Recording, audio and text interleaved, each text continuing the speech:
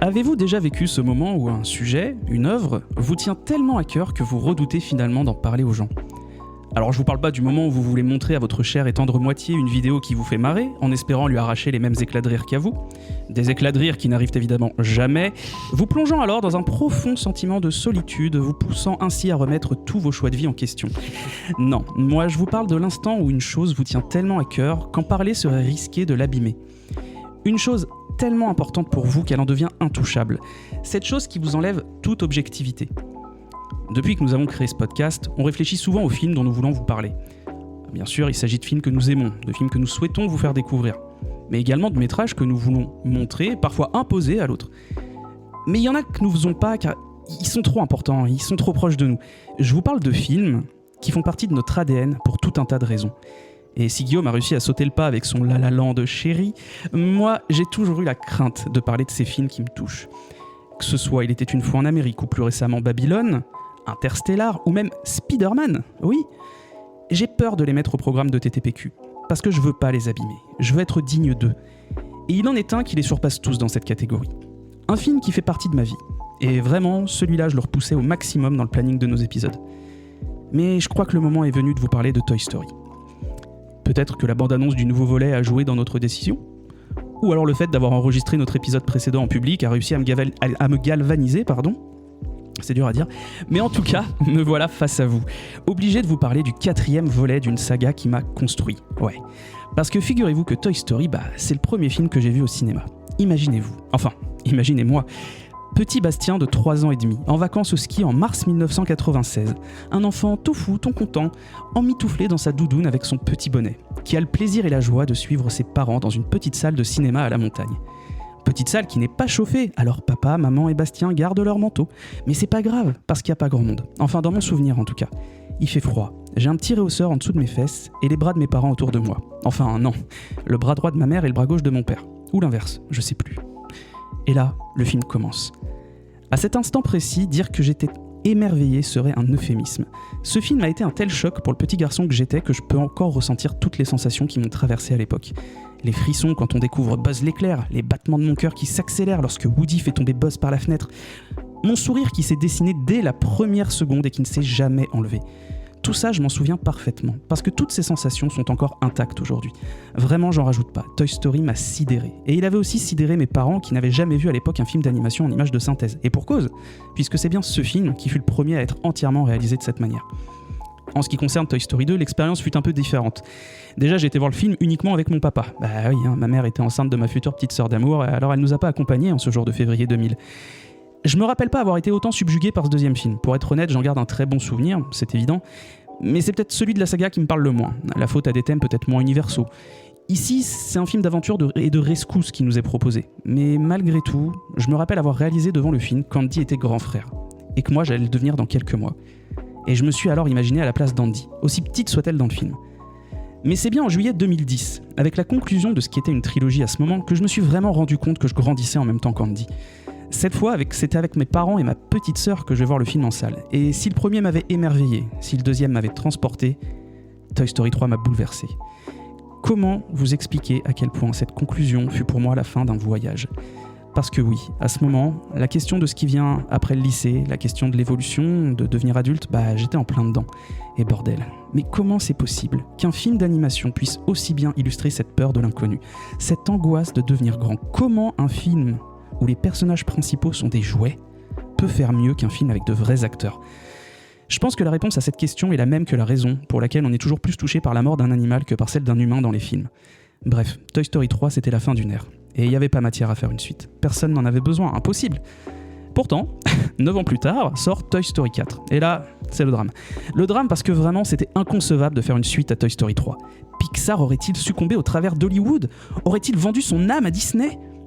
Une seule façon de le savoir, allez le voir. À reculons, mais y allez quand même.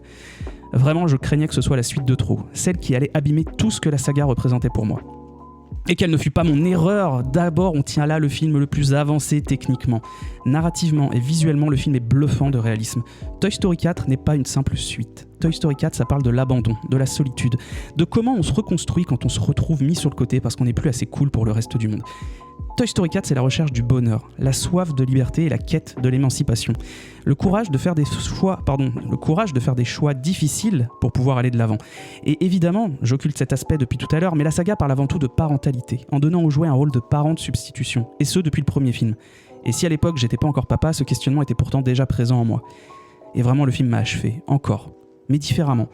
Le 4e volet s'avère finalement être un épilogue parfait. Et c'est peut-être pour tout ça qu'on a envie de vous parler de ce volet, parce que finalement, c'est peut-être celui qui illustre le plus la meilleure manière de réussir une suite. Puis bon, c'est bien beau tout ça, une saga que je suis depuis l'enfance, patati, patata, mais je dois être honnête avec vous parce qu'il y a encore des choses à dire. Ouais, désolé Guillaume, je sais que c'est long, je t'avais prévenu, mais t'inquiète, j'ai bientôt fini. Je suis devenu papa en 2022, et mon fils a déjà regardé les 4 volets. Et il les adore, mais je dois admettre que moi, je regarde plus vraiment Toy Story comme avant. Non, je les regarde par le prisme du père. D'Andy, je suis finalement devenu un peu Woody. Et ça me fait à la fois peur et plaisir. Un plaisir indescriptible que de voir mon fils découvrir à sa manière cette saga intemporelle et magnifique. Je regarde un peu les films à travers ses yeux, ou plutôt non, par-dessus son épaule, à ses côtés en tout cas, toujours. Parce qu'à la manière de Woody et Andy, on est aussi tous les deux confondus comme des veines dans le bois. Mais aussi parce qu'il comprend l'importance de pouvoir vivre des histoires, de parler à ses jouets. Et Toy Story 5, ce sera son premier film au cinéma en juin 2026. Non, il n'a pas le choix, ce sera ça. Même si j'ai vraiment le sentiment que là, ce sera la suite de trop. Parce que pour moi, Toy Story, c'est plus qu'une simple saga, c'est une transmission. Alors je suis conscient d'avoir enfoncé beaucoup de portes ouvertes. Que ce que je dis ici est sans doute ce que ressentent beaucoup de personnes de mon âge vis-à-vis de Toy Story et de ses suites. Mais que voulez-vous ? J'aime bien vous raconter des histoires, surtout celles de ma vie. Alors oui, il y a peut-être plus malin que moi ailleurs, plus fort sans doute, plus puissant aussi. Mais bon, dans cet édito, c'est un peu une partie de moi que je vous livre. Parce que sous couvert d'histoire de jouets, Toy Story nous livre finalement l'histoire universelle la plus humaine qui soit. Et ça, c'est beau. Ouais. Alors fermez la porte de votre chambre, montez le son, et laissez-nous vous raconter ce qui se passe quand vos jouets sont livrés à eux-mêmes. C'est à toi, mon Guillaume.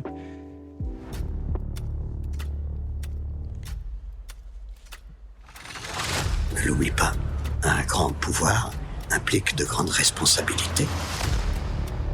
Ouh, c'est un bingo!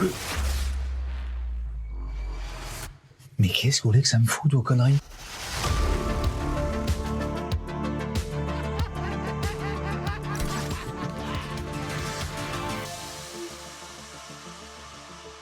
Tu me veux, je suis là.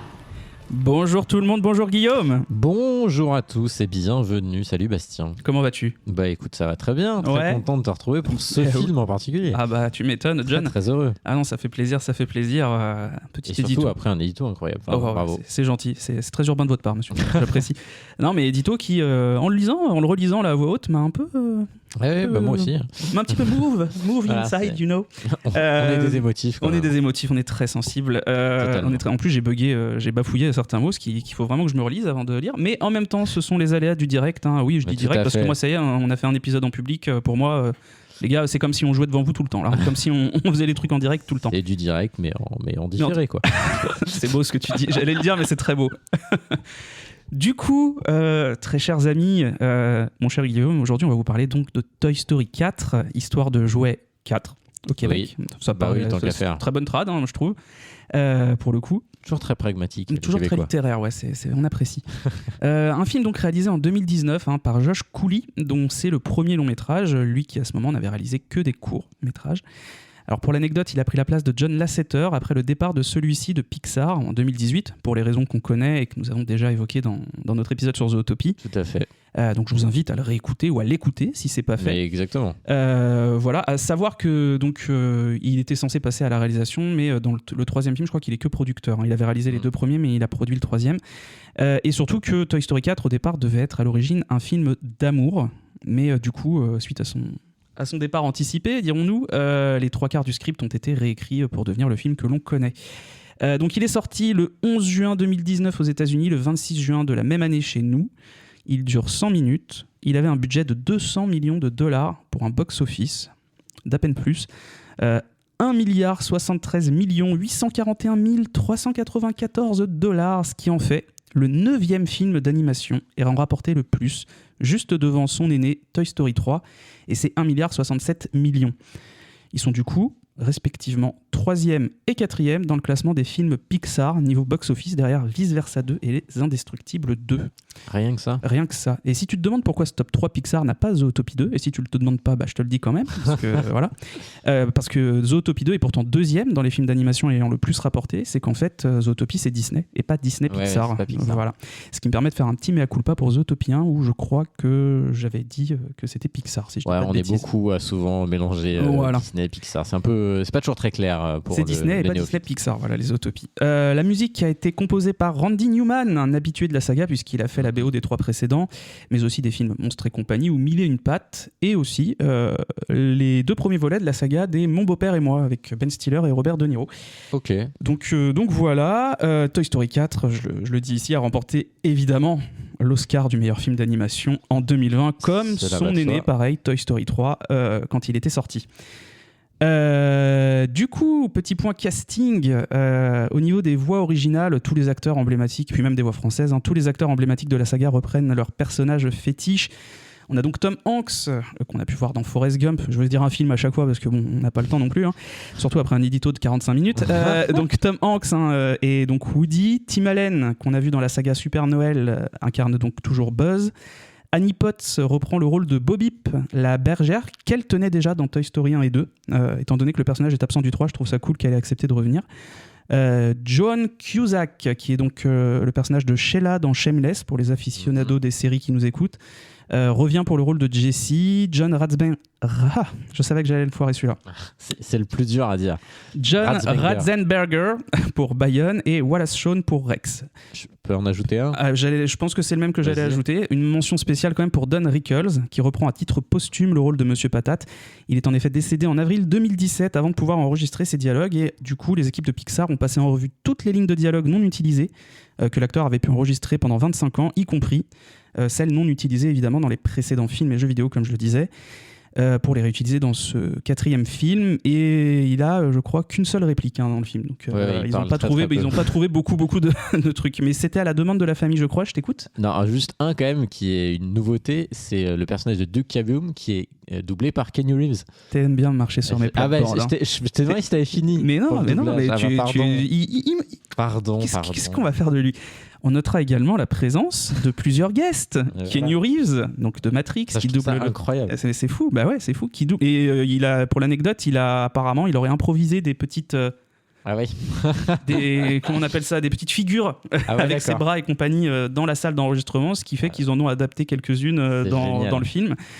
Donc il double, tu l'as dit, le personnage de Duke Kaboom. Christina Hendricks, qu'on a vu dans la série Mad Men, qui jouait le personnage de Joan Holloway, incarne ici Gabi. Et on a le duo Keegan-Michael Key et Jordan Peele. Alors je les mentionne parce qu'en plus je les adore, qui sont connus pour leur série de sketchs sur Comédie Centrale, Key and Peele. Peele, lui, de son côté, s'est illustré plus récemment en tant que réal, puisqu'il réalise Get Out en 2017, et la suite est histoire. Sont donc ces deux personnages-là, Ducky et Bunny, et Tony Hale joue le personnage de Fourchette. Pour ce qui est des voix françaises, ça va être un peu plus rapide, mais c'est exactement le même point que pour les voix originales. Tous les doubleurs originaux sont de retour, que ce soit Jean-Philippe Puy-Martin pour Woody ou Richard Darbois pour Buzz. Évidemment. Tous les autres sont là, mais c'est bien par la présence de très nombreux guests également en France, de notre côté, que le cast vocal se démarque, puisqu'on a Audrey Fleurot, Pierre Ninet, Angèle, Jamel Debbouze, Franck Gastambide, j'ai rajouté des T où il n'y en a pas, ou encore Marc Arnaud qui sont de la partie. Les aurez-vous tous reconnus ? Je pense que oui. Quand même. Quand même. Là-dessus, il se rate très rarement quand même Pixar sur le doublage. C'est pas souvent que c'est pas à la hauteur, et surtout pas dans Toy Story. Comme je disais, Toy Story 1, c'est 95, 96, du coup en France, chez nous, c'est les mêmes voix depuis tout ce temps. Et ça, je trouve ça assez fou, quoi. Bon, ils auraient pas intérêt à changer. Il y a un tel attachement du public aussi à ces voix-là. On va les retrouver aussi dans le 5, a priori, si on en croit les bandes annonces qu'on a vues. Oui, absolument. D'ailleurs, un petit mot quand même sur la bande annonce du 5e film, où on attend un petit peu peut-être. On attend un petit peu, on en parlera après. Guillaume, je t'en prie, je te laisse la parole, parce que tu as été un élève très sage depuis tout à l'heure. Faites comme moi, mes élèves, taisez-vous quand on parle. Oh là, attention, sujet sensible, autant pour moi. Écoute, vas-y, je t'écoute. Raconte-nous pourquoi on a choisi ce film.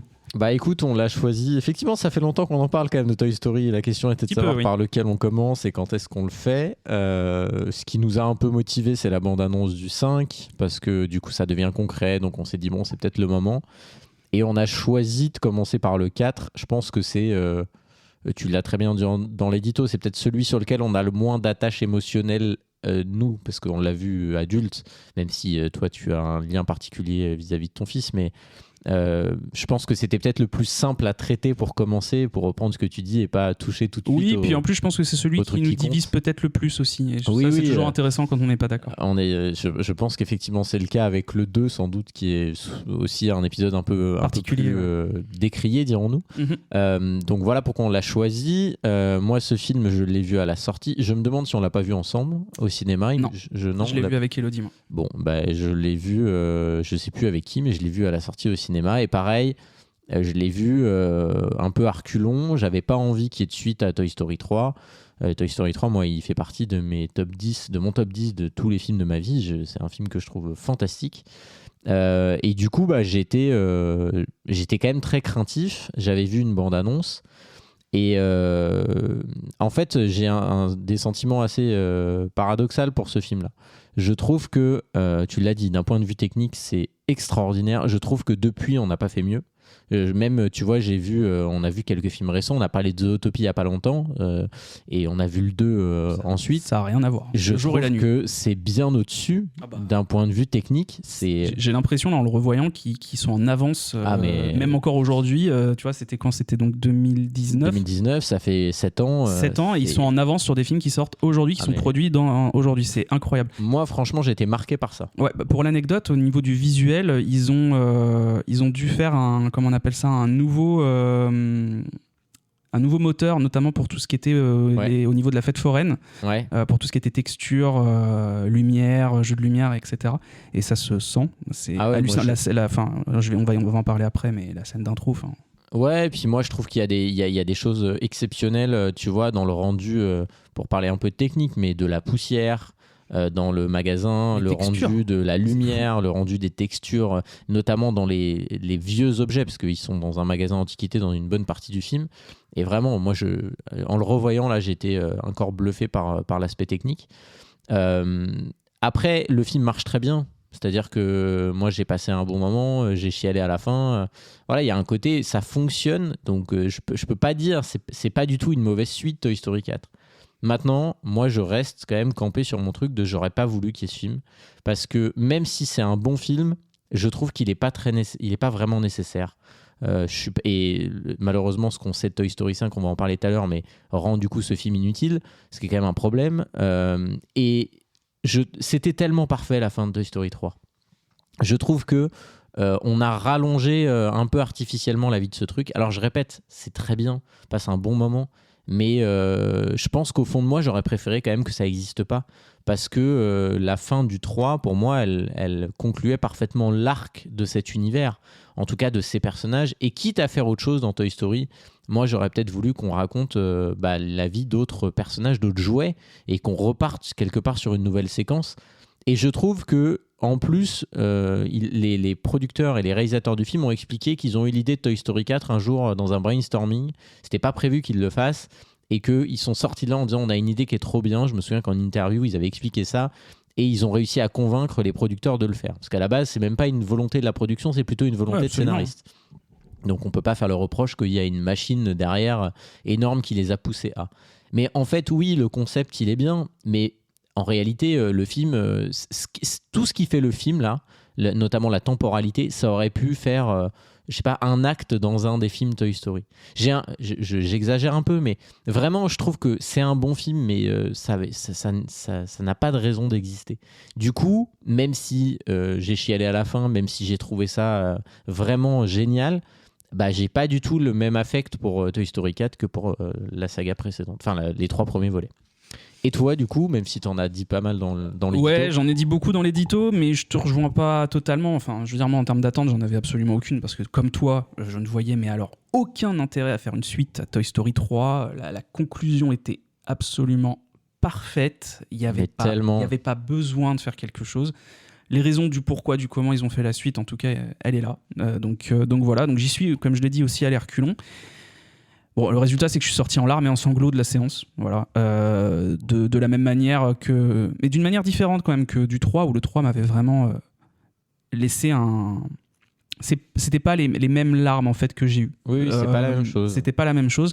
Moi, je trouve que c'est un épilogue incroyable. Voilà. Je te rejoins pas sur le côté où il remet en cause la fin du précédent volet. Par contre, je te rejoins d'avance sur le Toy Story 5 qui va sortir, qui là, pour le coup, vraiment me fait mes peurs comme jamais. Parce que on avait le bénéfice du doute avec Toy Story 4. De se dire, bon, ok, c'est pas utile, mais voyons voir. Là, après avoir vu Toy Story 4, qu'est-ce que tu veux raconter de plus sur ces personnages ? Surtout qu'ils prennent, de ce qu'on voit de la bande-annonce du 5, c'est vraiment le truc le plus bateau qu'ils pouvaient trouver. Oui, puis du coup, ça annule la fin du 4. Oui, carrément. La fin du 4, on va pas la on va y venir après, mais oui, ça l'annule complètement. Je suis entièrement d'accord. Et là où tu as raison, c'est que le 4 n'annule pas la fin du 3. Non, il est pas contre-productif, il va pas à contresens du 3. Moi, ce que je dis, c'est... Et après, je me tais, mais je trouve vraiment que sans aller dans la contradiction du 3, il raconte un truc qui, à mon sens, on n'a pas besoin de nous raconter. Je trouve que c'est la force du 3. C'est moi, je trouve... Cet arc, il est fini. Oui. Et elle va en faire autre chose. Oui, mais moi, je te rejoins, je suis d'accord, mais ce que je trouve fort dans Toy Story 4, justement, c'est qu'on te montre qu'en fait, tu avais besoin de ça.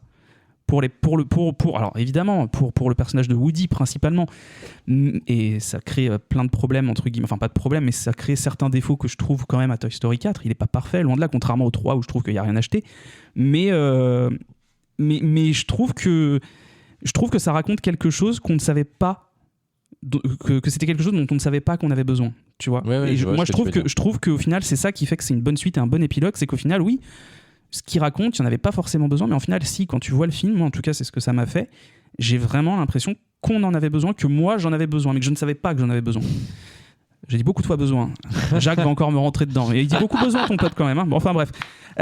Du coup, donc non, une suite incroyable. L'animation quasiment photo-réaliste, comme je disais. Ils ont développé un nouveau moteur de rendu. C'est absolument incroyable. J'ai adoré vraiment En fait, j'allais dire, j'ai adoré les péripéties, mais il n'y en a pas tant que ça.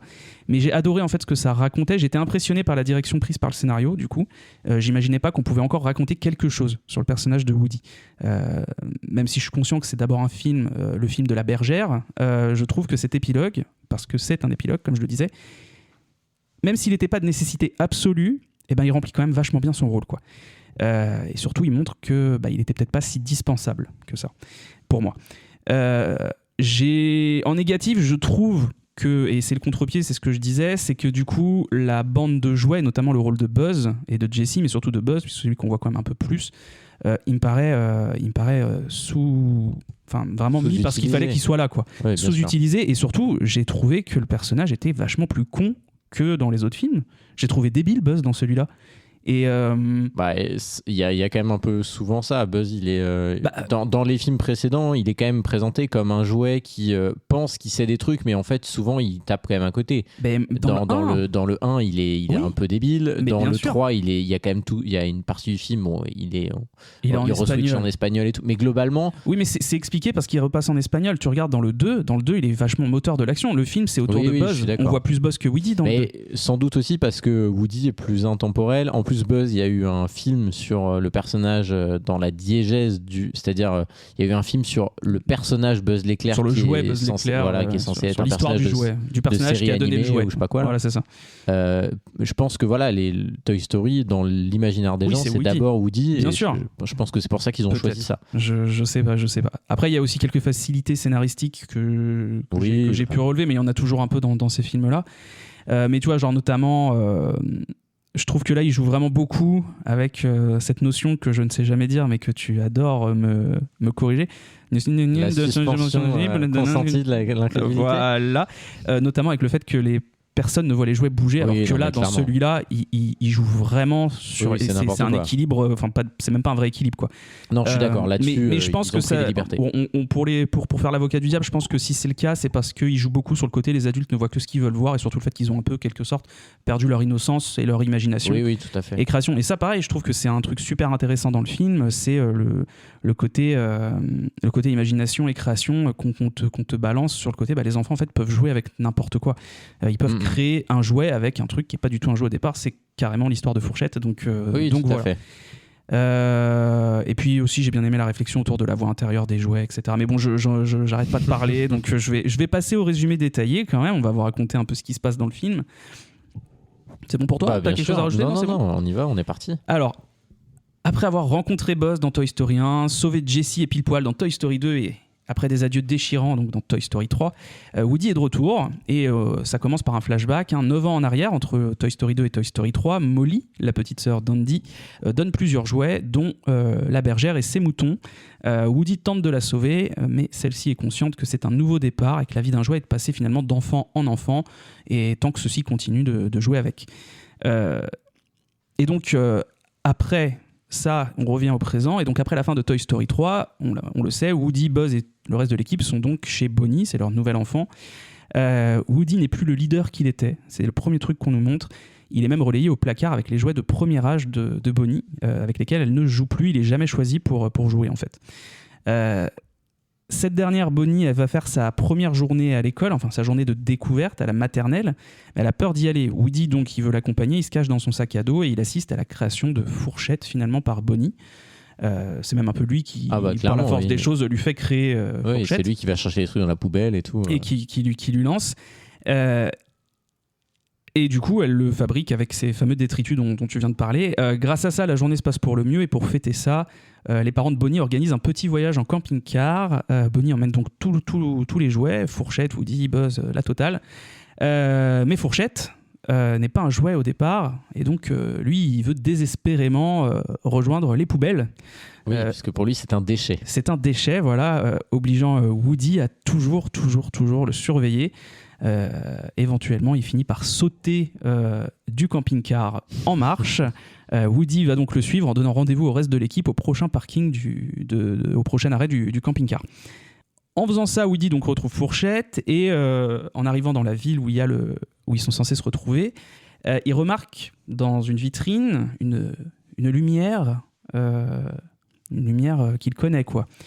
Et en fait, c'est donc la lampe à laquelle était attachée la bergère. Il trouve ça dans une boutique d'antiquité. Donc, Fourchette et Woody y vont, rentrent dans le magasin et ils vont faire la rencontre de Gabi et de ses pantins, à peine flippants. C'est clair, ils sont affreux. C'est les pantins en plus que tu utilises généralement dans les films d'horreur. Moi, ce pantin-là, il me fait juste penser à un épisode de Buffy contre les vampires il y a une vibe qui m'avait traumatisé, quoi. Même, moi, je trouve. Un peu aussi. Du coup, attends, je me perds dans mes notes. Pardon, excuse-moi. Non, il n'y a pas de mal. Et donc, du coup, il rencontre Gabi et ses pantins. Et cette dernière, Gabi, c'est une vieille poupée, en fait, dont la boîte vocale ne fonctionne plus. Et du coup, elle veut prendre celle de Woody, évidemment. Parce qu'elle souhaite désespérément devenir le jouet d'Harmony, la petite fille de la personne qui tient le magasin, la petite grand-mère.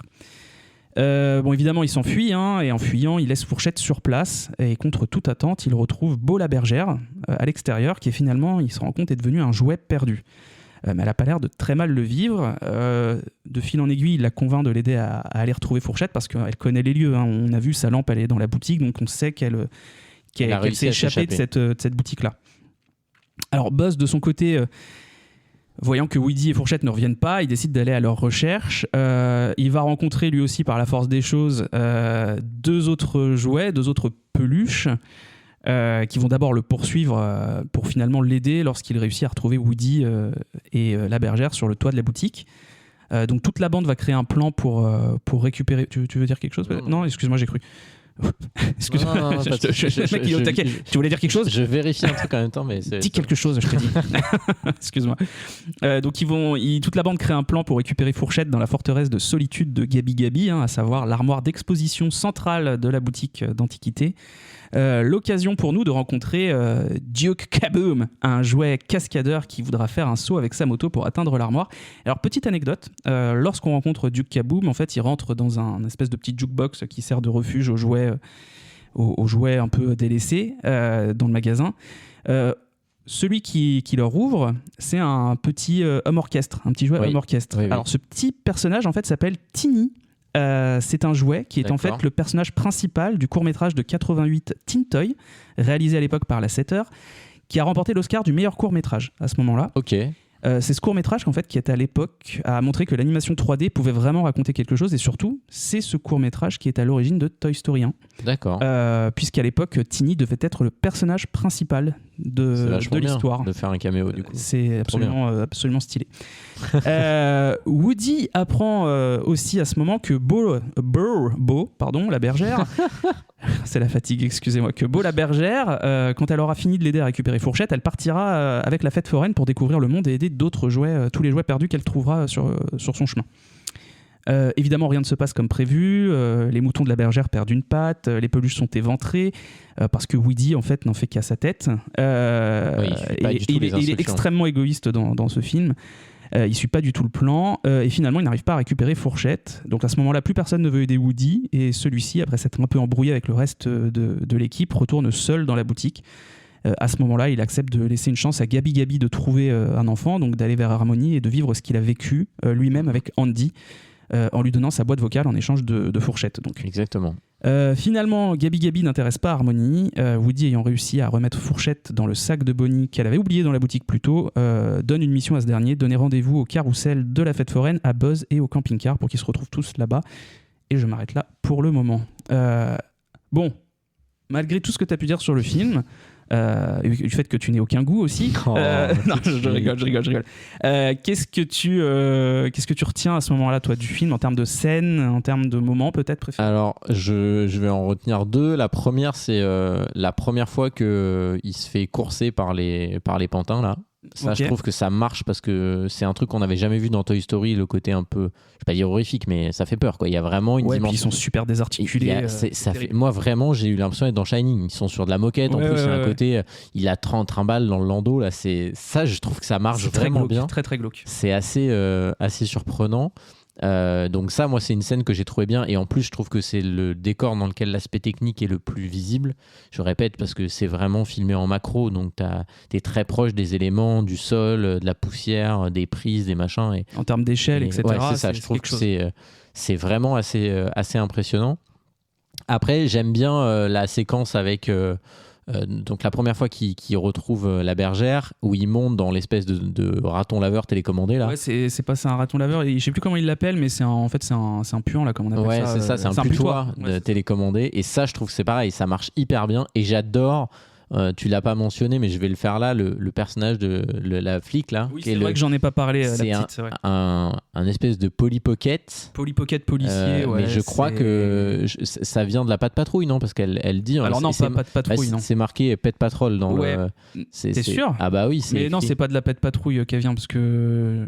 Moi, il me semblait. Je suis sûr que la Patte Patrouille, j'en bouffe un peu. Il y a pas ce personnage. Bon bah, en tout cas, alors c'est pas la Patte Patrouille, mais c'est Pet Patrol, je crois, qui a marqué, alors que le vrai titre c'est Paw Patrol en anglais. Okay. Mais je trouve son personnage, il est incroyable, et je trouve dingue d'avoir réussi à donner autant de, entre guillemets, de vie et d'émotion à un personnage qui est aussi petit et qui a aussi peu d'animation, parce qu'elle peut pas bouger ses bras, pas bouger ses jambes. Ouais, elle peut juste tourner sa tête avec une elle a deux têtes différentes, une avec ses lunettes et une sans.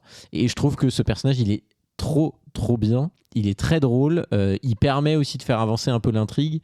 Et puis il y a un côté un peu où elle connaît pas du tout Woody, donc elle a un regard on va dire plus critique sur lui, et je trouve que c'est un personnage qui marche très très bien et qui permet d'avoir un background plus intéressant pour la bergère.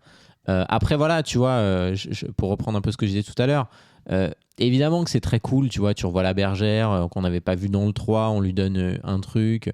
Mais voilà, il la retrouve, et puis Woody, on comprend qu'il est amoureux de la bergère, en fait. Enfin, ça a toujours été le cas. Mais je sais pas, je trouve pas que, encore une fois, que c'était absolument indispensable de raconter ça, parce qu'en plus, quelque part, ça contredit, même si c'est intéressant, parce qu'il y a aussi une histoire d'évolution. Mais Woody, les 3 films, il est quand même porté par une seule et même chose, c'est être le jouet d'Andy, et il n'accepte de plus être le jouet d'Andy que quand Andy décide qu'il va devenir le jouet de quelqu'un d'autre. Et là, d'un coup, cette idée de... il se met à douter parce que il revoit la bergère dont il est amoureux. Je trouve ça très cool, et c'est en plus bien foutu. Mais en même temps, je me dis, ouais, je suis un peu surpris qu'à ce stade-là, ils se mettent à changer. Même si tu l'as très bien dit, elle joue quasiment plus avec lui, donc il est mis de côté. Ça influe sans doute sur sa perception des choses. Mais voilà, je reste un peu sur... Tu restes circonspect. Ouais, un peu. Je suis pas sûr que j'avais... Peut-être que c'est simplement ça, j'avais peut-être pas envie que ça soit ça l'histoire. Et qu'il se sépare, lui, de Bonnie, enfin en tout cas qu'il soit dans cette discussion de est-ce que vraiment, moi, ma place, c'est de rester avec elle, elle a choisi Fourchette plus que les autres. Un petit mot quand même sur Fourchette, et après je m'arrête là, mais il est doublé par Pierre Ninet, tu l'as dit. Et en fait, j'ai été très surpris en voyant le film, il ne parle quasiment pas. Il a très très peu de lignes de dialogue, et je trouve que c'est dommage parce que j'aime bien le perso, moi, je trouve qu'il est un peu cool, mais je le trouve totalement sous-exploité. Je trouve vraiment qu'une fois qu'elle l'a créé, on comprend qu'elle l'aime bien. Alors ok, elle l'a créé, enfin il y a un côté, c'est un enfant, tu vois, elle crée son jouet et tout, mais on n'en fait pas grand chose, quoi. Il est captif, il y a quand même le truc de il faut le libérer pour le ramener, pour pas qu'elle soit triste de partir sans lui.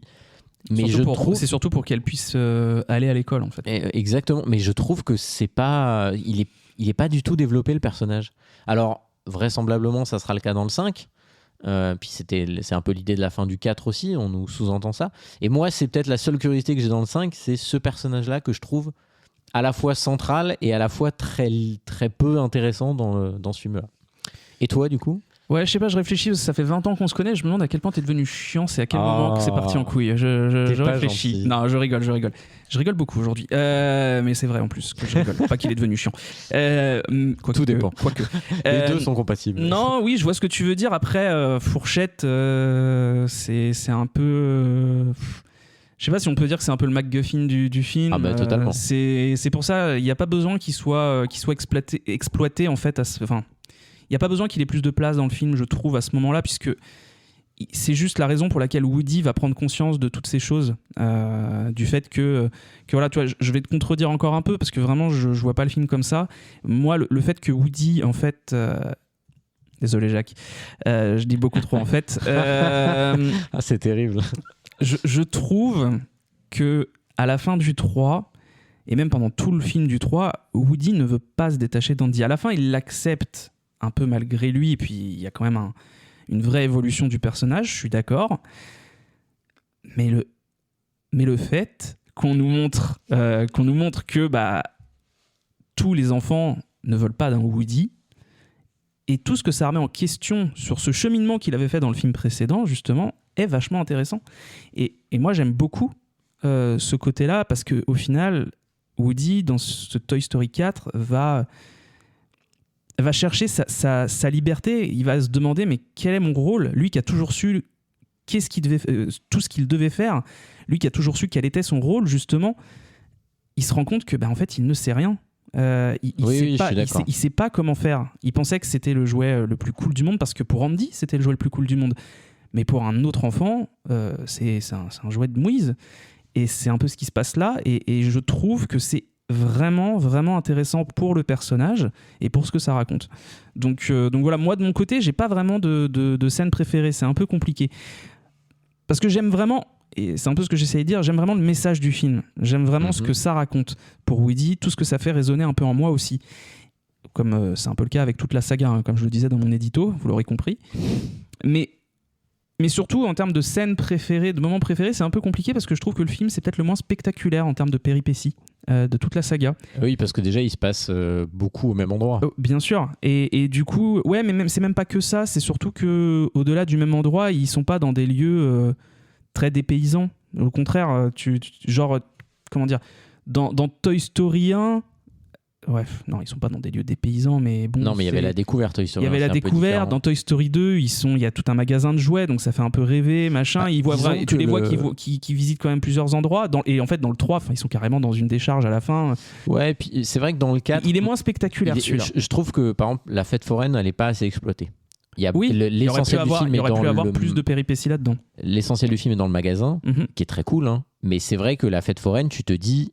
Alors, il y a des séquences qui sont plutôt réussies très d'ailleurs. peu. Il y a que le moment où Buzz essaye de passer par là et au final il se fait choper. Ouais, et puis il y a les deux pluches là qui C'est ça, s'échappent. Il y a quand même des trucs qui sont pas mal, mais c'est vrai que c'est pas hyper bien exploité la fête foraine, alors que tu te dis c'est un lieu dans lequel il y a peut-être moyen de faire des choses. Oui, c'est ça. Et ça, je suis d'accord. Dans un chamboule-tout, les voir balancer des balles sans se faire voir, Ouais, des conneries totalement. comme ça, typiquement. Je suis d'accord. Mais en fait, c'est parce que le film est beaucoup plus axé sur l'émotion et l'évolution de Woody, en fait, du personnage de Woody. Maintenant, à choisir, je vais quand même dire que la scène d'intro m'a complètement bluffé. Techniquement, elle est incroyable. Enfin, je veux dire, la pluie, c'est du photoréalisme. Enfin, t'as l'impression de la sentir sur toi, sur les cartons, les textures. C'est fantastique. Quand Woody il est suspendu à zigzag, qui a donc une partie au sec, une partie dans la pluie, quand il remonte, tu vois qu'il a la moitié de son ressort qui est trempé de gouttes. Ouais. C'est des détails, mais punaise, comment c'est fou. Je suis d'accord, d'un point de vue technique, le film est donc malade. voilà, et sinon, on va y venir, mais moi, pour moi, c'est la dernière scène qui me reste en tête, évidemment. Et ben justement, comment ça se termine, mon cher Bastien ? Ouais, je vais vous le dire, mon cher Guillaume. Donc, on en était où ? Je vous avais laissé au rendez-vous au carrousel. Exactement. Du coup, comment ça se termine ? Avant de rejoindre tout le monde au carrousel, Woody il convainc Gabi Gabi de venir avec lui pour rejoindre Bonnie. C'est pour ça qu'il donne cette consigne à Fourchette, puisque c'est lui, Woody, qui prend la responsabilité. Merci, je trouvais plus le mot. Qui prend la responsabilité d'aller chercher Gabi Gabi. Donc toute la petite bande part en direction de la fête foraine. Sur le chemin, Gabi Gabi voit une enfant pleurer seule parce qu'elle a perdu ses parents dans la fête foraine. Et Woody et Bo décide donc d'aider Gabi Gabi à devenir le jouet de cette petite fille. Il y arrive, et ils partent rejoindre Buzz et le camping-car. Et en fait, pour un petit point sur le personnage de Gabi Gabi, c'est aussi en ça que le film est un peu différent, c'est qu'il n'y a pas d'antagoniste en fait. Il n'y a pas de vrai antagoniste dans ce film. Non, elle nous est montrée comme un antagoniste pendant à peu près la moitié du film, et après on comprend qu'elle ne l'est pas. Mais même ça, parce que c'est une antagoniste pour Woody, parce qu'elle est dans son chemin pour qu'il continue sa quête, on va dire. Mais au final, quand tu la vois avec Fourchette, il y a plusieurs scènes où il parle, et en fait tu te rends compte qu'elle est pas méchante. Tu vois, contrairement à l'autre qui avait une haine. Cela étant dit, moi je trouve que les scènes où elle est avec Fourchette, il y a un peu, en tout cas la matière dont c'est montré au moment où tu le vois, il y a un peu un truc de, elle se sert du fait qu'il est un peu faible et neuneux pour soutirer des infos. Il y a ce Par côté-là, exemple, elle évidemment. obtient des infos sur Andy. Ouais, bien sûr. Non, mais ça, oui, je suis vrai. d'accord. Mais malgré ça, tu vois, juste après, tu la vois en train de lui dire, voilà, c'est Harmony, c'est pour ça que je veux la boîte vocale de Woody. Oui, c'est pour ça. Je suis d'accord. Le film, c'est un méchant pas si méchant, je trouve. Ouais, le film joue pas sur la dualité. C'est ça. Il joue plutôt sur la thématique de, toi, t'as réussi à faire un truc. Moi, j'ai jamais pu parce que je suis cassé. On nous explique qu'elle est défectueuse depuis qu'elle a été créée. Ouais, bien sûr. a été créée. Donc, en gros, elle est quelque part, sa motivation, elle est saine. Elle lui dit, toi, t'as pu faire ça toute ta vie. Laisse-moi faire. Enfin, moi, je mérite ça aussi. Laisse-moi goûter à ça. Ouais. Et quelque part, c'est effectivement. Laisse-moi rendre un enfant heureux, en fait. C'est ça. Ouais, tout à fait. Et quelque part, c'est bien parce que ça fonctionne. Et en plus, on pourrait se dire, en poussant un peu le trait, que si elle arrive à trouver un enfant, lui-même sans une boîte vocale incroyable, il arriverait à trouver un enfant dans la boutique quasiment tout de suite. Bien sûr. On le voit d'ailleurs, il y a une gamine à un moment qui le trouve, qui le ramasse. C'est la petite qui lui permet de s'échapper au tout début. Ouais. Et donc, on se dit que ce personnage-là, dans tous les cas, il arriverait à s'en sortir. C'est comme ça qu'il a trouvé Bonnie, si tu te souviens bien dans le 3. Oui, tout à fait. Bonnie l'a trouvé, elle a fait trop bien, un petit cow-boy.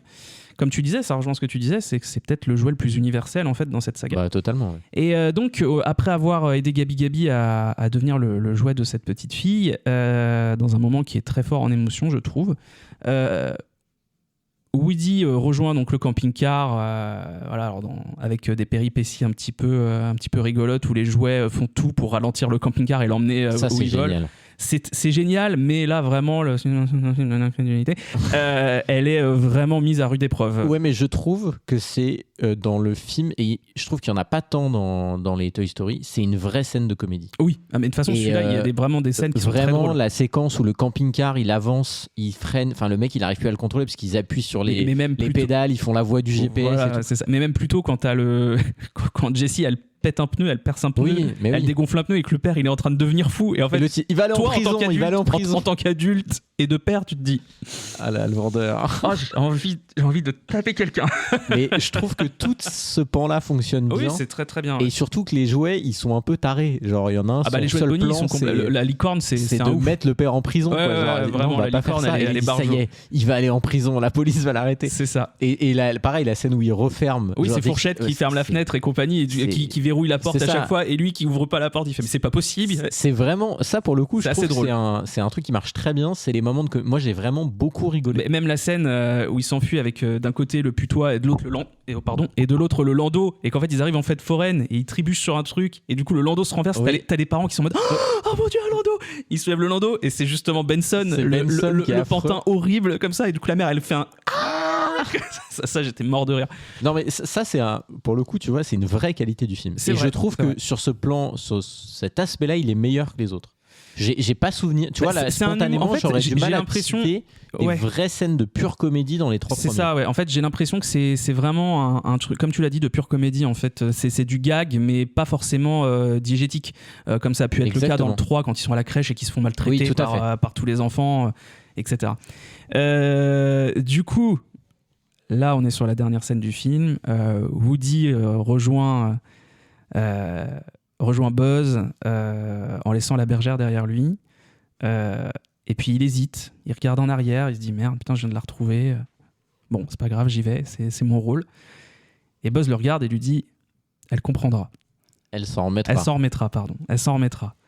Et là, il dit ouais. Et il commence, non, Bonnie s'en remettra. Et là, pff. Et ça marche. c'est non mais là tu craques, je suis désolé, là Oui, mais c'est bien la sûr scène que là, on déchirante, pleure. donc des adieux de Woody à sa bande, et surtout des adieux de Woody à Buzz. Ouais. Rien que d'en parler, j'ai des frissons, j'ai envie de Ouais. repleurer, c'est un truc qui Moi me aussi. tue. C'est magnifique, c'est génialement fait, je sais pas si ça se dit mais on s'en fout à ce niveau-là. C'est super bien mis en scène, ça marche mais du tonnerre de Dieu. De Zeus, pardon, et du coup voilà, c'est ça. Et puis donc la dernière réplique, Buzz qui dit aux autres jouets, parce que Rex dit mais c'est devenu un jouet perdu, Woody, et Buzz qui fait non, justement c'est pas ça, et vers l'infini, et Woody qui lui répond et l'au-delà, et là non mais je suis désolé. Non, et- Pour moi pour le coup, tu veux que je te dise, je trouve, attention, hein, je ne remets pas en cause Je vois ce que tu veux dire. l'aspect conclusion du 3. Mais là, en fait, ils ont refait la conclusion du 3 d'une autre manière, je trouve. Parce que ça marche. Et finir, entre guillemets, leur histoire sur eux qui ont commencé, qui s'aimaient pas, qui sont devenus les meilleurs amis du monde, et qui là, hop, enfin, qui sont devenus les deux jouets frères et qui se taquent comme ça, avec cette réplique-là, mais putain, mais c'est une déclaration d'amour à tout ce que la saga représente, mais en fait. bien sûr que ça marche. Moi, j'ai pleuré toute ma vie devant, et évidemment que ça je répète. Non, mais je veux pas ça te dire que fonctionne très bien. Je sais, je suis conscient de ce que tu dis, je le sais, mais je voulais quand même, là, c'est plus Non, pour les mais t'as auditeurs, raison. c'est pas pour te convaincre Non, que mais tu as t'as tort, raison. je sais, tu vois. Cette scène, elle est brillante, et en plus, ils arrivent à la finir avec un aspect comédie, puisque Fourchette vient dire au revoir, donc ils se rendent compte qu'il est plus en train de bloquer le camping-car, donc ils vont. C'est juste avant, effectivement, tous c'est ça. tomber, Et ils du sont en coup, mode, les bah, adieux sont obligés de s'arrêter. Exactement. Ce qui prouve qu'ils sont pas en train de tirer sur les violons, et ça, c'est beau. Mais je suis d'accord. C'est aussi ça, c'est une des forces du film, c'est que le film en fait pas des caisses. Même dans la musique, c'est plutôt. Mais même bien- la musique, bien ce que géré. j'ai bien aimé, c'est que, excuse-moi, je te coupe 2 secondes, ce que j'ai bien aimé sur la musique, vu que t'en parles, c'est qu'il y a vraiment la reprise de thèmes des anciens films. Mais oui. Ah bah, Genre totalement. quand Buzz s'enfuit du camping-car pour aller les retrouver et qu'il va dans la fête foraine et que t'entends la musique du 2, genre Ouais, mais tout à fait. Non, mais oui, ça j'adore. c'est super bien. Non, mais je suis d'accord, il y a pas mal de reprises qui sont bien. Mais encore une fois, la fin fonctionne, le film fonctionne. Moi, pour revenir sur l'aspect comédie, il y a une scène qu'on n'a pas développée, mais je vais revenir dessus, qui moi m'a vraiment fait beaucoup rire.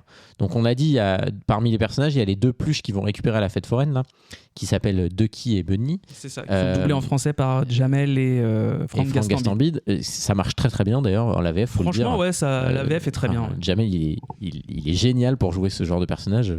Vraiment, je trouve il fait du Jamel pour le doubler. Hein, ouais, mais ça marche super bien. Ça marche bien, bien sûr. En plus, ils sont reliés par le bras. Il y a un côté, c'est un peu marrant, tu vois, de l'avoir choisi lui. Bien sûr. En vrai, ils ont forcément pensé à ça, les mecs, c'est sûr. Et moi, une de mes scènes qui m'a fait le plus rire, c'est le moment où ils sont dans le magasin et avec Buzz et ils cherchent le plan pour récupérer les clés. J'en ai pas parlé parce que c'est dur à décrire, mais vas-y, je Et t'écoute. vraiment, donc il faut imaginer que cette séquence, elle est un peu, là aussi, c'est un truc qu'on n'a jamais vu dans Toy Story. C'est-à-dire qu'on nous montre des scènes telles qu'ils imaginent qu'ils vont les vivre. Puis elle et est en un peu gros, violente en plus. à chaque fois qu'ils ont une idée, leur objectif, c'est vraiment de tuer la vieille, quoi. Et genre, Buzz, il dit, mais non, on va pas faire ça. Il dit, attends, j'ai un autre plan. Et il y a genre, je crois qu'il y en a 3 des Il y séquences. en a 3, les 2 premières sont dans le magasin et après la troisième, il faut non, t'as raison, on peut pas faire ça, mais Et t'inquiète, donc, on va faire autre chose. Ils la suivent chez elle et il y a un truc genre film noir. Ah mais oui, Et c'est, je trouve que presque c'est génial. psychose parce que ça se finit, elle est dans le bain à un moment C'est donné. hein. totalement ça l'idée, quoi. Et vraiment, et ce qui est très drôle, c'est quand on a le twist de comment ils ont récupéré la clé. Oui, Parce que ouais, et ça, devant c'est du génial. kaboom, il dit, vous avez fait comment? Il dit, ça a été difficile. Et là, tu vois, la grand-mère, elle a posé la clé devant eux et elle est partie. Et ça, vraiment, tu te dis, putain, ça marche trop bien. Et C'est là, vrai, c'est dans vrai. la scène post-crédit, Vas-y. on les voit tous les deux, genre, imaginez qu'ils vont genre devenir géants, tirer des lasers et tout. Et franchement, c'est génial. Oui, ça pour ce se moment. venger du mec qui les accrochait dans Exactement. son jeu là. Du Et forum. Fourchette qui dit, vous pouvez vraiment tirer des lasers? Oui, c'est vrai, ça marche très bien. Mais- C'est vrai que j'en ai pas beaucoup parlé. Non, mais encore une fois, je trouve que c'est peut-être, de mon point de vue en tout cas, le meilleur truc de ce film, c'est son aspect comédie. Et ça, c'est un truc qui n'avait pas trop été exploré dans les précédents. C'était drôle, mais c'était souvent drôle aux dépens des jouets. Là, les personnages rendent le truc drôle. Ils font des trucs qui font rire le spectateur. Et du coup, c'est un peu... Tu l'as dit dans ton édito, c'est vrai que c'est assez étonnant, les films d'animation, quand tu arrives à ressentir autant de choses, alors que c'est surtout là, c'est des jouets, donc c'est pas des vrais comédiens. Et dans le cinéma, souvent, moi, quand je vois des films, notamment des comédies, j'ai conscience que l'acteur, il s'amuse aussi avec le spectateur, il sait qu'il va le faire rire. Et là, je trouve qu'ils ont réussi à intégrer cette dimension-là dans des personnages qui n'existent pas, dans des personnages de fiction qui sont en 3D et qui sont des jouets. Et je trouve que cette dimension-là, elle est vraiment excellente. Et ces deux persos-là, Ducky et Bunny, sont géniaux pour ça. Bah, c'est pour ça, on parle du doublage VF, mais je te dis, c'est qui est pile qui les double en VO, et quand tu connais un peu leur sketch, effectivement, Oui, ça marche très bien. C'est super bien choisi. Donc voilà. Bon bah voilà, hein, vers l'infini au-delà, c'est la fin de Toy Story 4, et quel film, putain, voilà, je suis désolé. Non, mais je oui, l'ai c'est un revu ce très, matin, très bon les film. larmes, c'était encore de nouveau coulé. C'est en de nouveau coulé, et voilà, c'était vraiment pareil. génial, et c'était intéressant de parler de ce film Maintenant, avec vous et avec toi, Guillaume. On peut quand même être un peu inquiet de la suite. On va mais- en dire 2 mots quand même de la bande-annonce. Oui, non mais la bande-annonce en fait, qu'est-ce qu'elle raconte, on comprend un peu le pitch, hein, c'est ce qui avait été annoncé depuis longtemps, depuis qu'on est au courant du projet, ça va être ces jouets-là qu'on connaît face à la technologie. Et quand on dit ces jouets-là, après on nous avait dit c'est un film qui va tourner autour de Jessie, puisque c'est elle à qui Woody donne son étoile de shérif, donc toujours cette histoire de transmission. Et en fait, là, surprise dans la bande-annonce, et c'était déjà le cas avec le premier teaser, hein, puisqu'il se finissait sur Buzz et Woody qui s'enlaçaient en mode effrayé, comme si Woody n'avait jamais quitté Bonnie. Et au final, là, dans la bande-annonce, Woody, alors ils peuvent communiquer avec lui par talkie-walkie, mais du coup, s'il est parti avec la fête foraine, bon, ça sera expliqué, c'est sûr, mais du coup, c'est bien bizarre. sûr. Et puis il revient les aider, mais bon, le seul truc qui me paraît intéressant, parce qu'effectivement l'ennemi, l'antagoniste, c'est une tablette, hein, et la technologie en général. Et l'IA, parce qu'on le voit dans le... Moi, il y a vraiment ce truc dans la tablette, à un moment, Jessie, elle lui parle dans le teaser et elle traduit tout ce qu'elle dit en temps réel dans plein de le langues. côté, Donc, je pense que la technologie va vite, machin. Je pense qu'ils ont aussi intégré. Je sais pas si c'était. Je sais pas vraiment, si ils ont parlé du film au départ. Ouais. Au tout départ, l'IA n'était pas ce qu'elle est aujourd'hui. Et moi, je suis à peu près convaincu que dans le développement, ils ont intégré des trucs liés à Tu ça. crois ? Je pense. On verra. Moi, ce qui m'intéresse le plus, c'est qu'on voit un petit conflit entre Buzz et Woody avec le retour de ce dernier, donc ça peut être intéressant, mais vraiment là j'ai une vraie crainte, parce que comme je l'ai dit tout à l'heure, le 4, tu pouvais avoir le bénéfice du doute, tu te dis ok, je suis curieux, je voyais pas l'intérêt, mais je suis curieux. Puis le 4, en aucun cas, encore une fois, il contredit la fin. C'est-à-dire que dans le 4, voilà, on t'a pas ramené Andy, on l'évoque, mais on le voit jamais. Enfin, là, déjà, comment ils arrivent à communiquer, à faire qu'ils résolvent ce problème, comment ils vont se retrouver. C'est pas le tout de communiquer. On voit bien qu'il revient dans le teaser. Donc, puis, du coup, tu casses... Qu'idée de la bergère qui est plus là, du coup. C'est ça. Donc, là-dessus, on peut vraiment avoir des interrogations légitimes. C'est est-ce que vraiment ça vaut le coup de faire une suite quand tu remets en cause ce que tu as fait avant ? On a souvent dans ce podcast parlé de films qui s'intègrent dans des sagas. On l'a fait avec Star Wars il n'y a pas longtemps. Et on sait à quel point c'est casse-gueule quand quand t'as pas de plan sur la durée, oui. Voilà, Moi, bon. je suis même pas curieux. J'irai le voir parce que c'est Toy Story et que, comme je disais, voilà, il y a le côté avec mon fils, etc. Mais en fait, j'ai envie de lui laisser une petite chance, même si j'y crois très peu, parce que tu vois, on dit ouais, mais là, ça a l'air de contredire vraiment le 4, mais en fait, ça dépend de comment ils te le racontent, ça dépend de comment ils te le disent. Bien sûr. Ça se trouve, ce sera tout à fait logique et tout. Oui, mais on a du mal à imaginer. En fait, quelles que soient les explications, aussi logiques soient-elles, mécaniquement, ça affaiblit la fin du 4. Je suis d'accord avec toi. Parce que la fin du 4, c'est des adieux. Les adieux, ça marche si on se revoit jamais. C'est entièrement. Oui, je suis. Donc à non, mais partir de là, c'est très très vrai. Mais et donc moi, j'avoue, je suis un peu plus pernicieux, mais moi, j'espère que le film, même s'il marche au niveau des chiffres, qu'il va avoir une mauvaise presse pour qu'ils arrêtent en fait.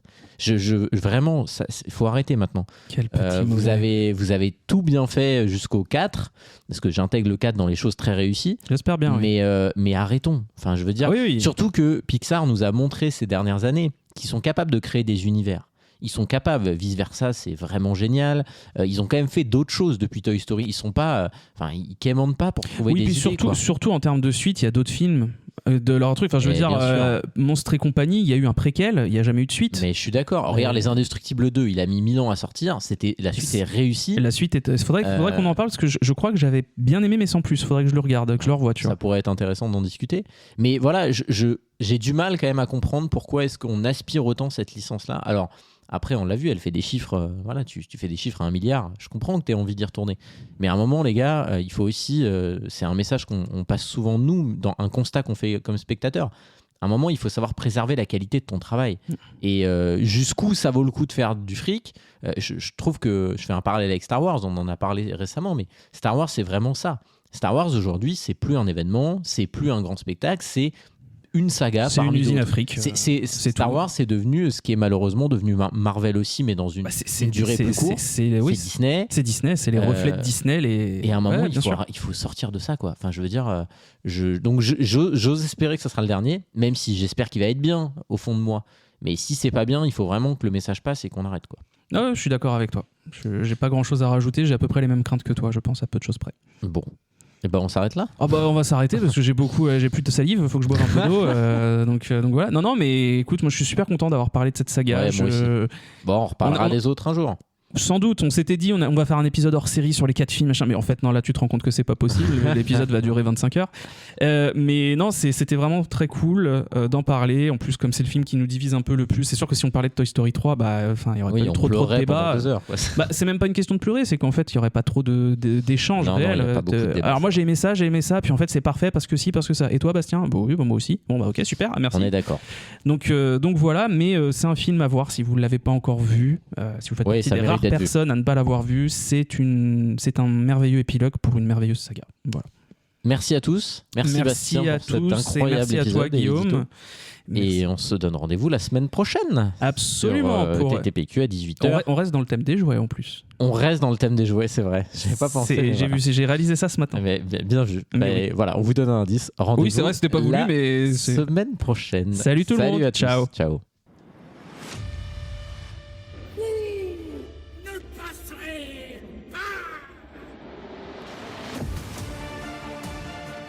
Je reviendrai. Tu étais l'élu, c'était toi! Répète. Je vous emmerde, je rentre à ma maison. D'accord, faisons comme ça.